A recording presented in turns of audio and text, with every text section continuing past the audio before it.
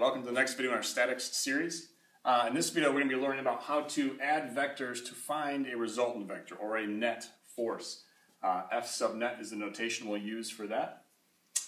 Forces are vectors that have both a magnitude and a direction. So to solve these problems, we're going to need to do three basic things. We're going to need to start by breaking each of our forces into its x and its y components, so that we can sum up or add up all of the horizontal components of those forces, sum up all the vertical components, and then we're going to recombine all those summed up components to find the overall net force. And since force is a vector, we're going to have to find both its magnitude and its direction. So I'll show you how that works out in a second, but keep those three basic steps in mind for this video. A couple reminders, or maybe some new things for you. This here is a Greek symbol sigma, and it means to sum up everything in the set described afterwards. So for example, right up here is an example of the use of summation notation, or that sigma. It means sum up all the forces x components. Sum up all the forces y components. So you'll see me do that in just a moment, and then you'll get a chance to try that on your own. Another reminder, if you watched my last video, you saw how we learned about the trig basics, sine, cosine, and tangent. And then we solved a little shortcut to break vectors into their components because we do it so often here in our statics unit. You can only use these shortcuts, though, if you're measuring the angle theta to the x-axis. Otherwise, don't use these, it will confuse you. Also, these will only tell you the magnitude of the components, they won't tell you the sign. You need to pay attention to the signs and realize that if the component is pointing to the right, it's a positive force. If it's pointing to the left, it's a negative. If the y component is pointing up, it's positive. If it's down, it's negative. So be very careful that it's one of the major mistakes students make in solving truss problems, which we'll get to very soon here in POE. Let me drop back to this real quick, and then we'll jump into doing a force vector problem. All right, so we can only use these, again, if theta is measured to the x-axis. I've got an example here. I've got a 100 Newton force. Let's call that force F. It's measured at 25 degrees from the x-axis. So I can use my shortcuts to break this into its components. This force is rightward and upward. So I want to break it into its rightward part. Let's call that F's x component. And an upward part, F's y component. So to find out the magnitude of F's x component, I could take the magnitude of the force, 100, times the cosine of the angle 25. 100 cosine 25, let's check it out real quick. 100 cosine 25 gives me 90.63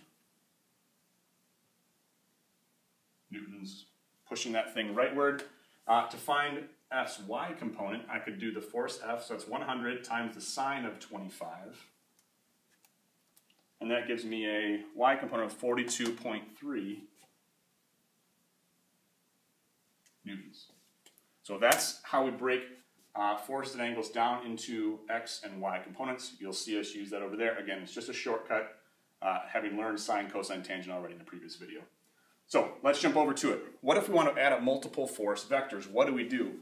Well, it's very easy if all the forces are on one plane. In this case, all in the x or horizontal plane. Let's check it out. Let's just use this notation to get you used to it with an easy problem. Then we'll jump up into the forces at angles type of a problem. All right, in this case, I want to sum up all the forces in the x direction. What do I have? Well, I have that 5-pound force, and that's pointing to the right. So I got to be careful sign. That's a positive 5, just to the right. Positive 5 pounds. I've got 3 pounds to the right, so again, positive 3 pounds. And I've got 4 pounds, but that's to the left. So I could write plus a negative 4, or I tend to just write minus 4. So the sum of the forces in the x direction would be 5 pounds plus 3 pounds. That's 8 pounds minus 4. That gives me positive 4 pounds for the sum of all the force in the x direction. If I sum all the force in the y direction, it's 0. So that's my overall force. That would be the net force acting in that box. 4 pounds in the rightward direction. Easy problem if everything's in the same plane. But that's not what we're doing here. We're going to have forces acting at angles. So let's use that same process to solve a little more complex problem. All right, we've got three forces, force A, force B, and force C, all pulling on the same object in different directions. The object's represented by the black dot here. You can see I've written the magnitude and the direction for each of those forces. And I want to find out the net force, or the resultant. Basically what I'm saying there is, what one force could replace all three of these and have the same effect? That's what we're trying to find. So let's check it out. We're going to follow our three-step process to determine that. Let's start with step one. Let's sum our forces in the x direction, or sum the horizontal components. Let's give you a visual representation of this before we jump into it. Force A is rightward and upward. So there's going to be a rightward component to it and an upward component to it. We'll call that FA's x component, and this one FA's y component. Force B, that's leftward and downward, so it's going to have a leftward component and a downward component.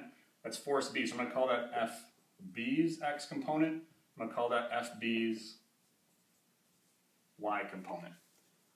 And finally I have FC. If I were to describe the direction of that, I'd say it's rightward and downward. Notice I'm always describing the x direction first. There's a reason for that. It's rightward a little bit and downward much more. Let's call that FC's x component and FC's y component. And we'll go ahead and get started here.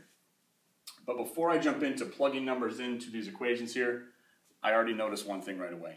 And that is, I want to use these shortcuts to break things in components, but my angles have to measure to the x-axis. So let's double check that and make sure that's the case. Force A, its angle is measured to the x-axis, so I'm okay there. Force B, it's measured to the x-axis, I'm okay there. Force C, its direction is measured to the y-axis. So I'm not going to be able to use the shortcut if I keep that angle. But notice where I drew my triangle. I always draw the horizontal component first, because that kind of reminds me that's the angle I want. So see, the way I drew the triangle, I don't know that angle.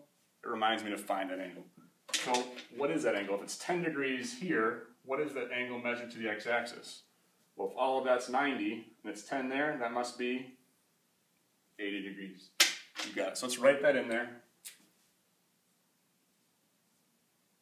Trying to squeeze it in there. 80 degrees. I'm actually going to get rid of this just to save ourselves some possible mistakes of looking up quickly and picking the wrong one. All right, we're all set up. Let's get to it. Let's work through our three-step process here. Step one. Sum horizontal components.